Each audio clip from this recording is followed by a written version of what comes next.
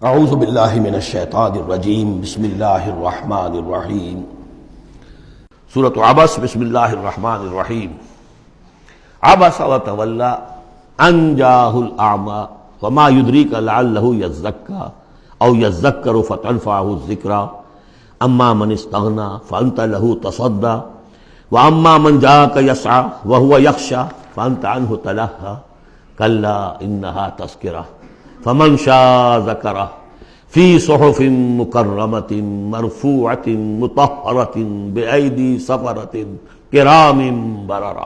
صدق اللہ العظیم۔ یہ جو سورہ مبارکہ ہے اس کے بارے میں بعض حضرات کو جو اپنے خیال میں چاہتے ہیں کہ حضور کا مقام جو ہے جتنا بلند سے بلند ہو رکھا جا سکے تو اس کی ادھر ادھر کی تعویلیں کرنے کی کوشش کرتے ہیں، لیکن اس میں کوئی شک نہیں ہے کہ یہ واقعہ بالکل اسی طرح پیش آیا جیسا کہ یہاں لکھا ہوا ہے، اور اس کی قطعاً کوئی تعویل کرنے کی ضرورت نہیں۔ دیکھیے، نبی کا معاملہ یہ ہوتا ہے، رسول کا معاملہ خاص طور پر، کہ اسے دیکھنا ہوتا ہے کہ مجھے ایک عظیم جو میرے اوپر ذمہ داری ڈال دی گئی ہے اس کے پورا کرنے کے لیے بہتر راستہ کون سا ہے۔ اب ظاہر بات ایک معاشرہ ہے، اس معاشرے کے اندر طبقات ہیں، ڈی فیکٹو ہیں، آپ کے لیے تو وہ گیون ہیں، آپ نے خود تو پیدا نہیں کیے ہیں، موجود ہیں۔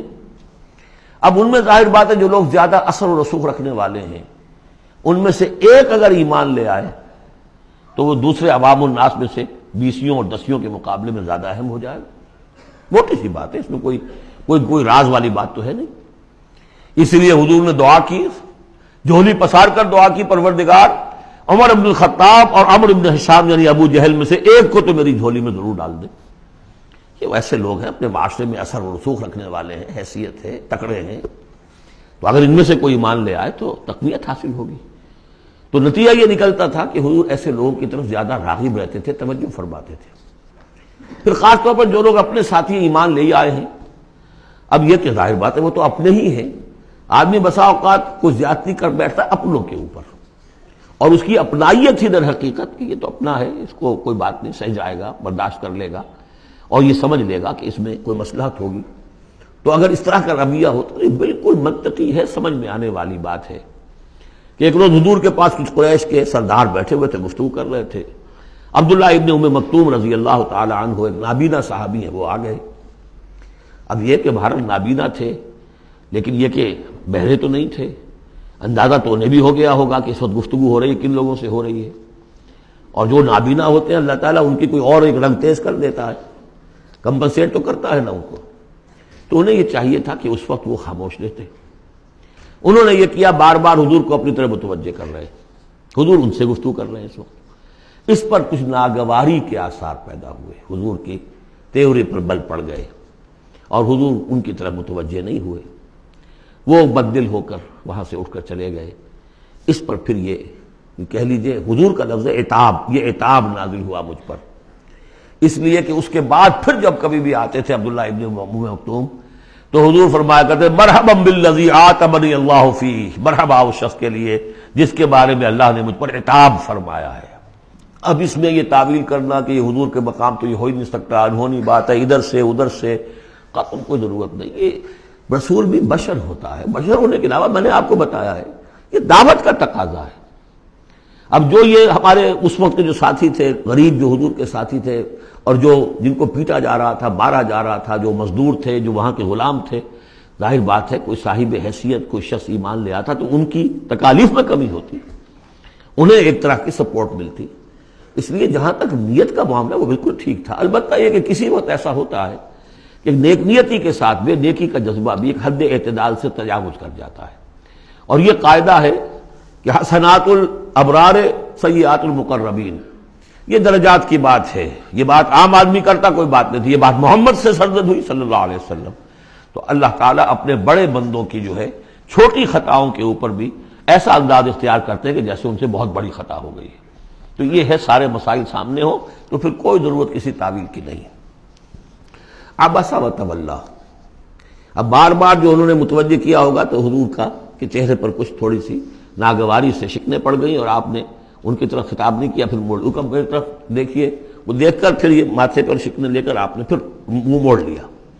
ان جاءہ الاعمیٰ، اس بات پر کہ اس کے پاس ایک نابینا آیا، وما یدریک لعلہ یزکیٰ، اے نبی آپ کو کیا معلوم کہ اسے وہ تزکیہ حاصل کرتا، وہ بلند مقامات آپ کی گفتگو سے استفادہ کر کے اپنے درجات بلند کرتا، اور یذکر فتنفعہ الذکریٰ، یا یہ کہ وہ نصیحت اخذ کرتا، اسے وہ نصیحت مفید ہوتی۔